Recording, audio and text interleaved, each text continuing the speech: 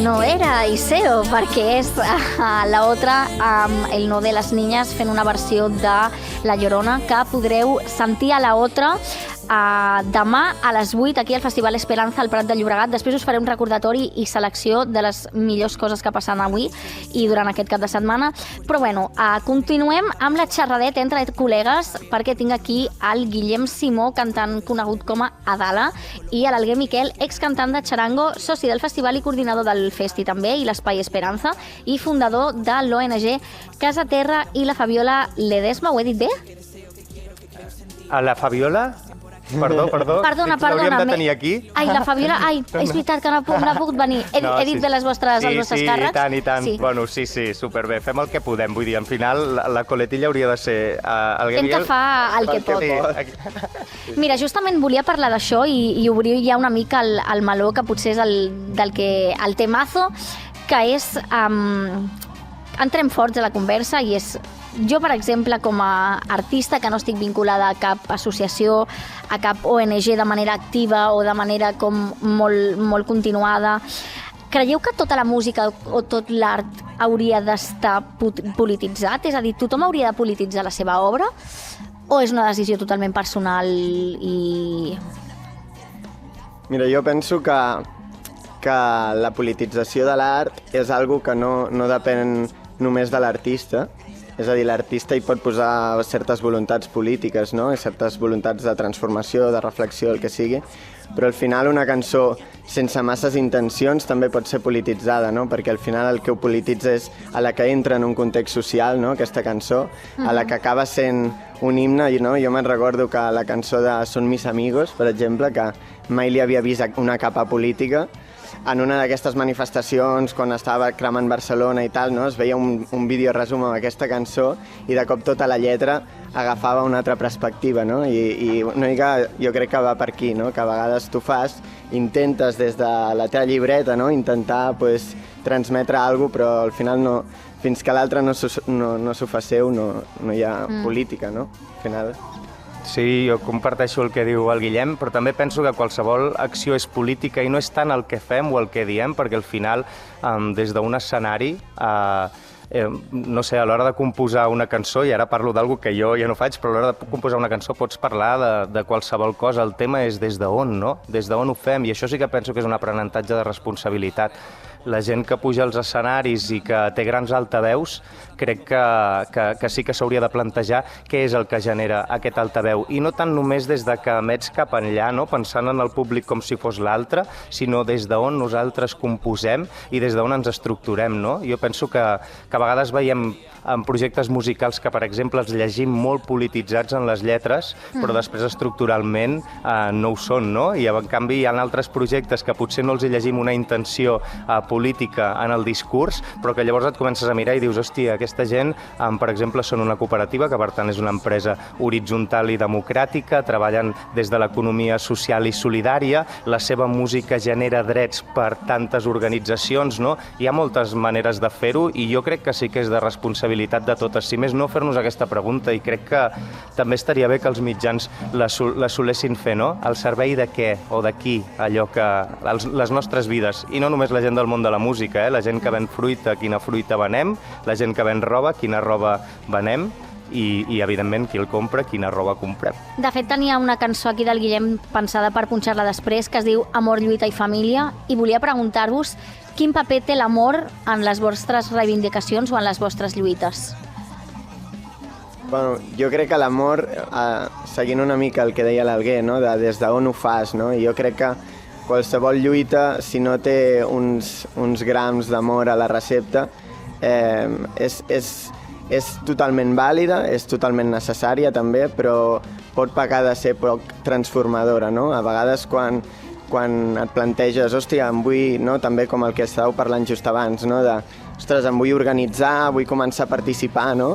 Si tot es fa des del sacrifici, tu quan entres en una nova assemblea del teu barri o del que sigui, et trobes tot cares llargues i normalment passa perquè són situacions molt dures a les que s'enfronta, no? Moltes assemblees activistes, però si no hi ha un sentiment d'amor, de pertinença, una mica de celebració, a vegades és molt difícil que només pel sacrifici aquesta lluita perduri, no? I llavors, encara que a vegades no tenim esperança, no? O lluitem sense esperança, és important cultivar també aquest amor, aquestes ganes d'algú que potser no arriba, però que almenys hi siguin, no? I és el que atrau també a la nova gent. Totalment, no? Els espais d'activisme solen ser molt desgastants, a més tenim vides precàries, llavors dediquem el temps lliure i el temps que no tenim i l'energia que no tenim a curar el que trenquen les nostres vides diàries, no? Llavors és un gran repte, però jo crec que tot parteix de l'amor, no? Al final jo vaig estar uns anys fent música perquè algun dia en la música vaig sentir alguna increïble i quan descobreixes una cançó que et flipa, el primer que vols fer és passar-li els cascos al col·lega i dir-li escolta això i que senti el mateix, no? I és des d'aquest lloc que es fan les coses i estirant una mica cap aquí, cap a l'esperança, això és un acte d'amor brutal. O sigui, aquest festival és un acte d'amor. No? Tots els temes que es parlaran aquí a l'Espai Esperanza, com el que xerraven ara, no? Que al final parlem de l'emergència climàtica, l'ansietat i tot això, al final és una crisi d'amor, amor per la terra, amb el vincle, no? Amb el que hem perdut, totes les lluites socials, al final tots són crisis de l'amor, no? Hem anat, les especifiquem i les detectem per poder afrontar-les, però en el fons del que parlem tota l'estona és d'amor. Algú que lluita pels drets de les persones lluita per amor.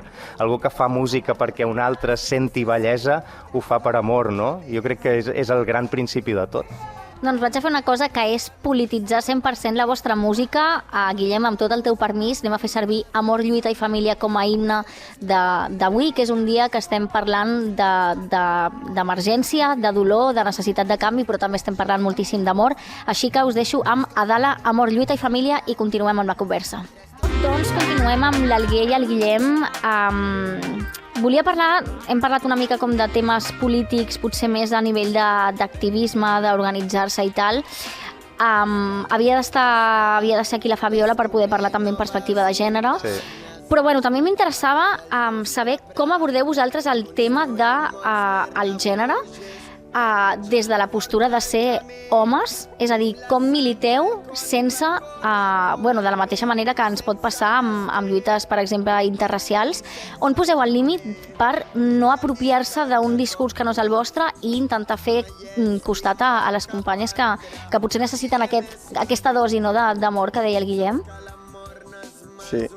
Pregunta difícil, eh? No, és una pregunta que ens hem de fer i ens toca fer-nos-la. I aquí jo sóc d'una altra generació, anterior una mica a la del Guillem, o així ho sento, i nosaltres vam ser un grup de 10 tios a l'escenari perpetuant una història amb la que hem d'acabar nosaltres mateixos, no? Al final, doncs també ja hi vam acabar, però crec que és important. Jo sí que sento que és això, no? Som homes blancs i a més amb una trajectòria com la que he tingut jo, és amb un gran altaveu, i que sí que jo, per exemple, fa 10 anys tenia zero consciència de gènere. O sigui, la gran transformació i la politització en aquest sentit ha arribat en els últims 10 anys i això s'ha sacsejat les nostres vides d'una manera brutal. On ens col·loquem, des d'on sumem, no? I a on deixem de ser també, perquè estàvem a tot arreu. Jo una mica a nivell personal ho intentem fer així, no? Posant-nos a darrere els escenaris, construint espais com aquests, posant un espai de xerrades com aquest amb la complicitat d'un munt d'entitats i apropant a Europa aquelles veus que normalment no hi són, no? I que parlin elles. I què podem fer nosaltres? Doncs posar altaveus, posar escenaris i compartir tot això, no? Des de Casa Terra, que és una organització que vam engegar fa uns quants anys un grup de col·legues, era aquest el plantejament. Ens fa mal al món, no en som les víctimes directes de la majoria de violències, però ens som afectades, ens en sentim afectades, ens fa mal al món, com des d'aquest lloc sumem, no? I la història va ser, doncs, des d'aquí, des d'Europa, tenim un paper de responsabilitat que primer és conèixer, parlant en termes de justícia global, que la nostra vida té un impacte sobre la vida dels altres i com podem començar a guarir-lo o a transformar-lo, no? I per tant va ser com, doncs, muntem una plataforma a Europa que es posi al servei d'activistes internacionals, normalment en països del sud global, dones que treballin pels drets de les dones i pels drets humans, nosaltres els hi busquem finançament i apropem la seva veu aquí. Demà, per exemple, hi ha una xerrada de la Indira Ranamagari i la Subhani Ale, que són dues activistes de Nepal que estan canviant un país sencer. I són aquí perquè hem tramitat tot això, els hi donem suport econòmic i aprovem aquestes veus que són referents i són inspiradores, que si haguessin nascut a Europa tindrien sèries a Netflix i llibres bestsellers, no? Però que no arriben aquí. Tenim sempre, no? Des de petits aquesta mirada racista que és anem a aprendre el nord i anem a ajudar al sud, no? Des d'on ens pensem que nosaltres podem anar a ajudar a algun lloc que no coneixem, no? Clar, justament et volia preguntar com que a mi de vegades quan em sorgeixen com aquestes necessitats intrínseques de voler ajudar la gent del sud global, em neix una mica com aquest maternalisme, des de la meva posició de privilegi vaig a cedir-te part del meu espai. Llavors, com conviu? És que, suposo que també és el que parlàvem abans amb les altres companyes el tenir contradiccions i viure amb aquestes contradiccions constantment, no? Mirar-les, reconèixer-les i veure com podem combatre-les. I a vegades nosaltres som la contradicció en si mateixa, però està bé que la detectem.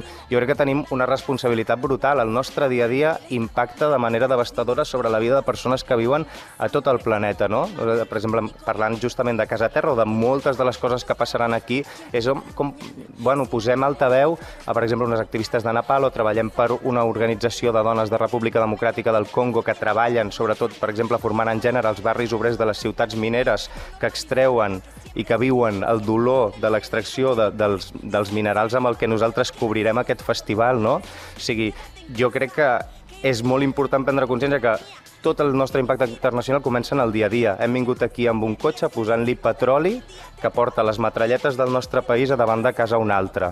La roba que portem, la fruita que mengem, el nostre dia a dia té un impacte global i ens pertoca a nosaltres prendre'n responsabilitat. Cadascú des de la seva trinxera, començant per a quin banc tenim els diners, a quina companyia portem el telèfon i després, si podem, si tenim altaveu o si passar-lo, i si tenim temps, doncs posar aquest temps al servei de tot això, no? Sí, jo afegiria també, tornant una mica abans, però també anant una mica aquí, és que just ho has preguntat també, que estava sonant de fons la cançó de Nòmada, no?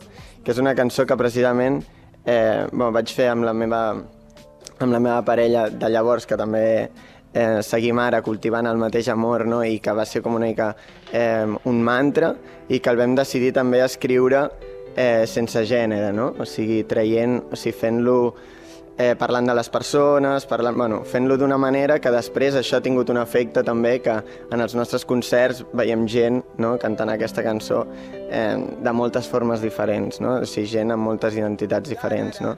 I jo crec que són petites coses així. Després crec que jo m'ho prenc molt crec que és molt escoltar, no? O sigui, crec que quan hem heredat certs privilegis, no?, i hem nascut en un món on ser home, blanc, europeu i tot el llarg etcètera de privilegis que tenim des d'aquí, se'ns ha ensenyat molt a parlar per sobre d'altres veus, no? Llavors jo crec que un primer pas és canviar el verb a escoltar molt, i llavors una mica també jo crec que quan ens plantegem, jo no tinc l'activisme aquest de pensar tant i investigar, no? I tot el currículum que té, diguem, l'Alguer amb el sud global. Jo de moment m'he quedat molt per aquí i tot el que sé és molt més de per aquí. I jo el que plantejo, no?, quan moltes vegades m'han dit ostres, vine a col·laborar en una causa per al sud, o sigui, sempre superdisposat, però moltes vegades el que sento, o per exemple quan vaig estar a Grècia, quan va haver tota la crisi dels refugiats i tal, i vaig poder estar allà 2 setmanes veient la situació, ajudant en el que podia, veus que la situació és tan gran que l'arrel de tot, igual que també de moltes altres opressions, com és el masclisme o el racisme, no? L'arrel de tot, al final, és un sistema capitalista, però molt més enllà, no? Patriarcal i tal, una forma d'organització social que provoca tot això, no? I llavors anar-te mirant aquestes petites lluites sense tenir una visió més interseccional, no? I pensant com anem a canviar aquest sistema i canviant-lo de forma organitzada a través de la democràcia directa, i és algo que sembla molt utòpic i ara mateix estem com lluny, no?, de fer un canvi aquí en la nostra zona actualment, però que en el passat, no?, fa 100 anys, aquí o en altres llocs del món s'han arribat a qüestionar i han arribat a construir altres sistemes de democràcia directa en els que, si es fes un estudi, tot el tema de gènere, racisme, la convivència entre diferents identitats, religions, pensaments, es veu superafectada, no?, per aquests canvis revolucionaris, no? I llavors voler canviar una cosa però sense canviar les altres és molt difícil i fins i tot a vegades pot interessar a un estat que vol seguir sent un estat i ara potser vol ser una mica més feminista, depèn de qui, o vol ser una mica més tal, però que no ho aconseguirà si no deixa de ser el que és ara, no? I construïm altres formes d'organització basades en la democràcia directa, on, si això estigués avui en dia, estiguéssim parlant que estem vivint així, gent com les companyes que han parlat abans, aquestes veus serien molt més escoltades i les veus de la gent experta, que sap cap a on podem anar i que veu la vida des d'unes passes més per sobre, no?, i les analitza, doncs podrien tenir un efecte molt més directe. Si no, ens trobem demanant a dalt, no?, a uns polítics que estan condicionats per unes èlits que no volen escoltar-te. Jo crec que costa de vegades, no?, separar una mica això, però bueno, sí, crec que és algo també, tornant al gènere, que ens hem d'anar plantejant, no?, i venim d'una herència on en els escenaris abans, com deia l'Alguer, no?, quasi tots eren tios, i ara cada vegada menys, i és una sort, i tant de bo vagi a més, no?, molt més, i això és fruit de tot el que s'ha fet aquests anys. I recuperant el tema que dèieu tant d'organitzar-se com de sortir al carrer, creieu que es pot fer activisme des de casa? És a dir, per exemple, jo amb tot el tema això del feminisme em passa molt com que sembla que hi ha certes dates, no? El 8M, per exemple, el Dia de la Dona, doncs que s'ha de sortir al carrer i portar la pancarta lila, tot l'outfit lila per encaixar en els cànons d'aquella manifestació, però, per exemple, si tens ansietat social o si tens diversitats funcionals, això em fa ser menys feminista, és a dir, es pot fer activisme des de sense necessitat d'estar al carrer o sense necessitat de formar part d'un col·lectiu més enllà? Uau, és una pregunta complexa, però jo crec que en cadascú de nosaltres hi cap l'impacte de les nostres vides i que tothom faci el que pugui fins allà. No estem aquí per exigir-nos les unes a les altres, ni per jutjar-nos, ni per trinxar-nos, ni per qui ho fa millor, qui ho fa pitjor, qui ho fa més o qui ho fa menys, no? Jo crec que primer de tot ens hem de comprendre. Vivim a la banda més rica del planeta i la majoria tenim vides que no són les que ens agradaria tenir, no? O sigui, alhora, no?, som les que estem a dalt de tot d'aquesta piràmide i, malgrat tot, som víctimes d'un sistema que ens fa mal. O sigui, que hem d'entendre que que és tot alhora, no? Jo crec que és això que deia la Dala, no? Escoltar, el Guillem deia, aquí és escoltar i és mirar. I poder mirar què tenim al voltant i comprendre una mica tot, també, no? Comprendre-ho tot, o sigui... Sí, jo crec que també quan parlem d'activisme ens passa a vegades com quan diem la paraula política, no?, que al final són paraules i que ens pensem que la política està en els polítics i en les eleccions i tal, no? I la política, no?, com deia abans l'Alguer també, que està tot arreu, doncs per mi l'activisme, al final la línia és molt fina, no? Hi ha un tipus d'activisme que és el que sabem reconèixer més, que és una organització, una assemblea, un sindicat, no?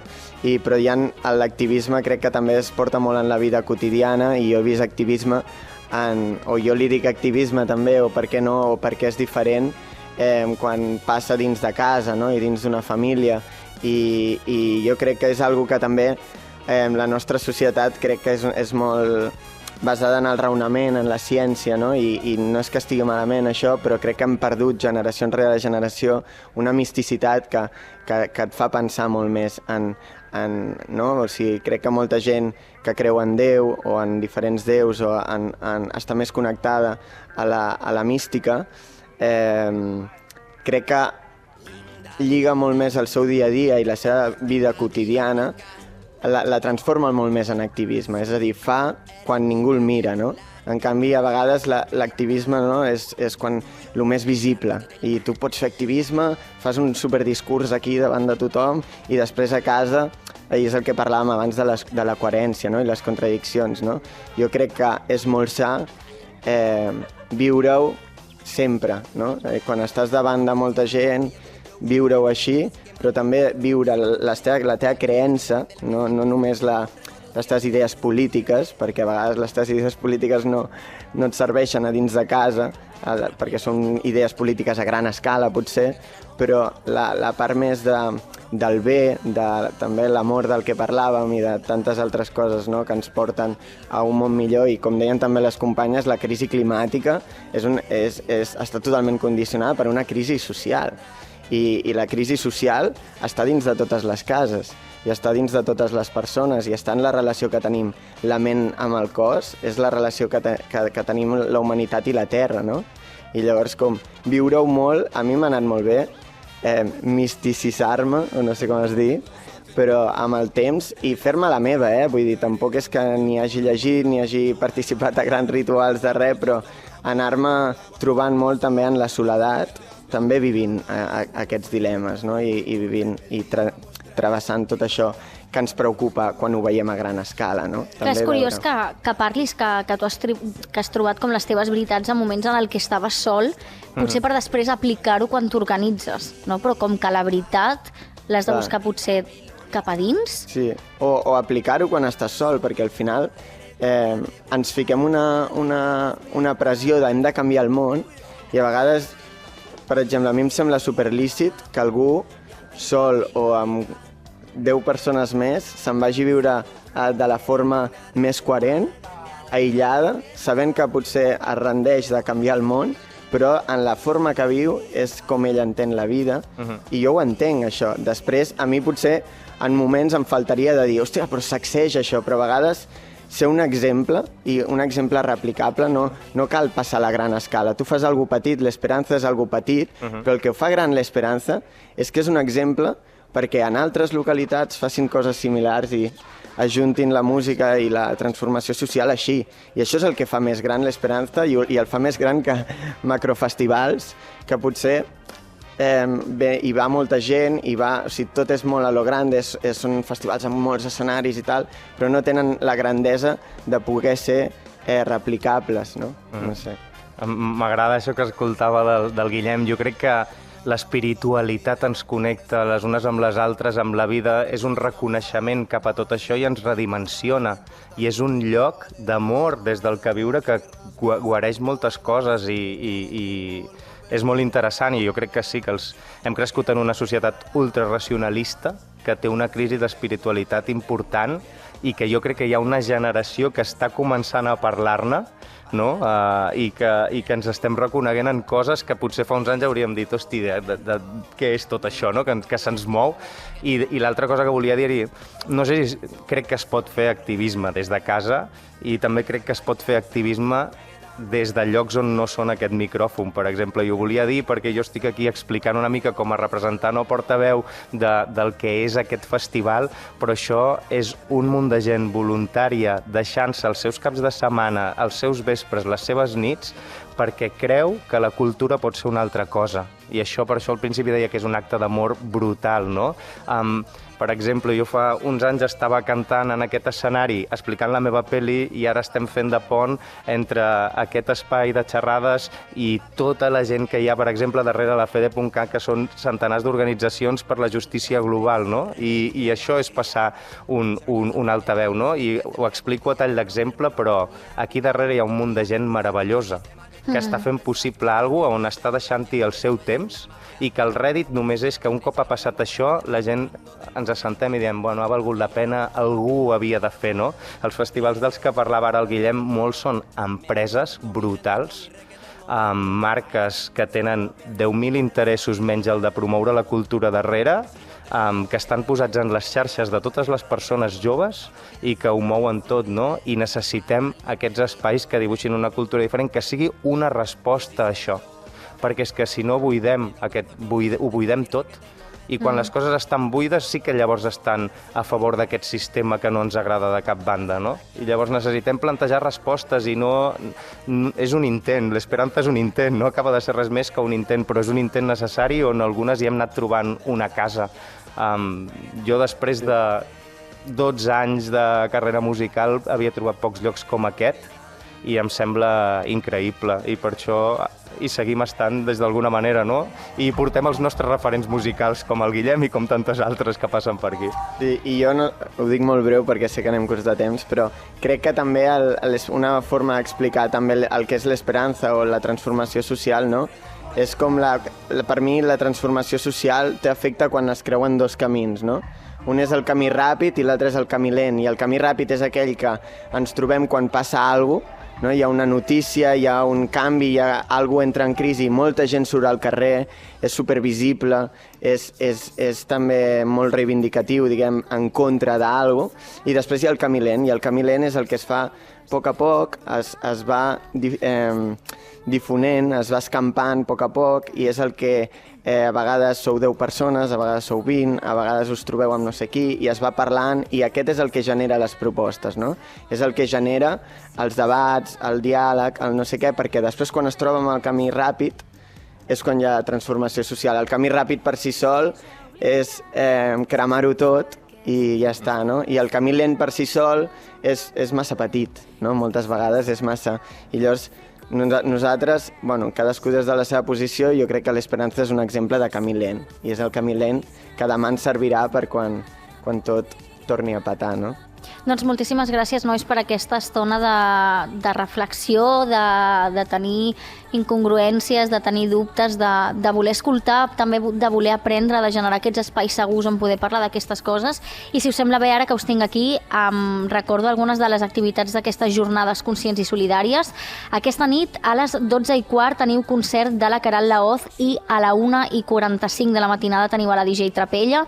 Dissabte, entre d'altres moltes coses, i a les 11:30 del matí un taller de rap, a la 1:30 un taller de grafiti, a les 4:30 teniu la taula rodona de música per la transformació social, a les 9 de la nit emergència climàtica, viure per evitar el col·lapse, una altra taula rodona, i a les 10:15 per oxigenar una mica tota aquesta cosa que pot semblar una xapa, teniu a Iseo i Dedo Sound donant una mica de vida a tot això.